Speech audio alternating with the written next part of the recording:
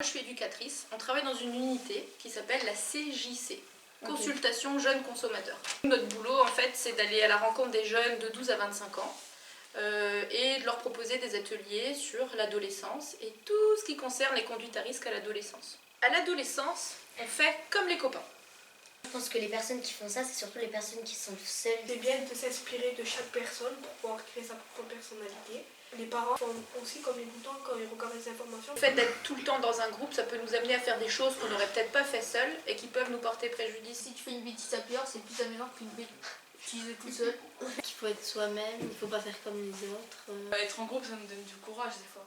On peut être dans un groupe mais avoir sa propre personnalité. C'est important d'accepter de relever des défis pour s'intégrer aux autres.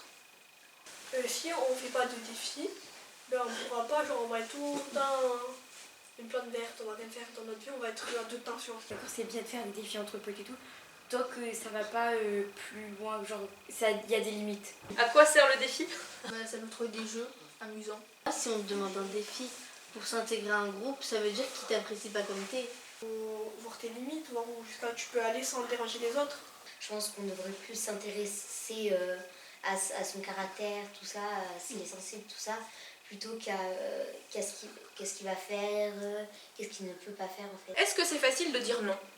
Oui, c'est facile parce que tu peux dire non si t'as pas envie, t'es pas obligé de faire les choses que les autres te disent de faire. Il y a des gens, ils vont se dire moi je veux vraiment aller dans ce groupe et du coup ils vont faire le défi mais bêtement. Si tu dis non, tu vas te faire rejeter du groupe et tu vas être seule. Et si on se fait rejeter du groupe, ça veut dire qu'ils nous ont pas intégrés pour les bonnes raisons. Qu'est-ce que ça demande comme compétence en nous, comme caractéristique pour réussir à dire non justement? La confiance. De l'assurance, tu te la crées avec ce que tu as déjà vécu. Tu te la crées en parlant aussi à des adultes. Il y a vraiment des signes visibles qui montrent que cette personne, elle est accro. Une personne qui est addict aux jeux vidéo, ça se voit pas sur sa tête. Hein. L'exemple des mangeables, tout ça, je disais qu'en fait ça aussi c'est un préjugé. D'avoir des préjugés sur quelqu'un et de les mettre dans les cases. Si on pousse la chose un petit peu plus loin, on pourrait alors l'accompagner pour aller se faire soigner. On peut accompagner les gens en leur donnant le numéro de téléphone et l'adresse de centres qui pourraient les aider. Donc, par exemple, il pourrait y avoir la CJC, donc les consultations jeunes consommateurs, qui s'occupent des 12-25 ans. Pour les adultes, c'est un autre centre qui s'appelle le XAPA, qui est à Brignoles. Par contre, d'un moment, on peut appeler pour lui, on peut faire tout ce qu'on veut. Au bout d'un moment, s'il a pas envie de se soigner, ça sert à rien. Il faut pas le relâcher, même s'il a pas envie, au contraire, faut. Je sais pas s'il y a des psychologues ou des trucs pour le faire réagir.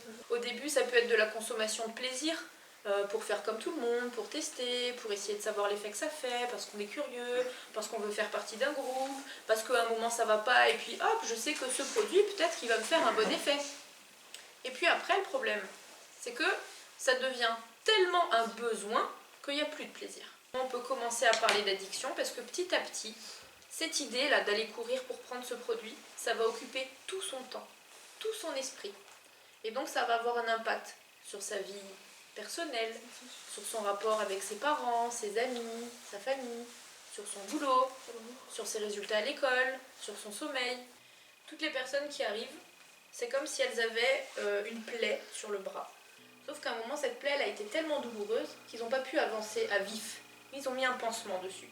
Le produit, les jeux vidéo, ils viennent faire pansement. Si on choisit de compenser, on retire le pansement, on en met un autre. Okay. D'accord? Si on accepte de soulever un tout petit peu le pansement et d'essayer de faire désinfectant de ce qu'il y a dedans, alors petit à petit, un jour, on peut enlever le pansement et on n'en a plus besoin d'autre.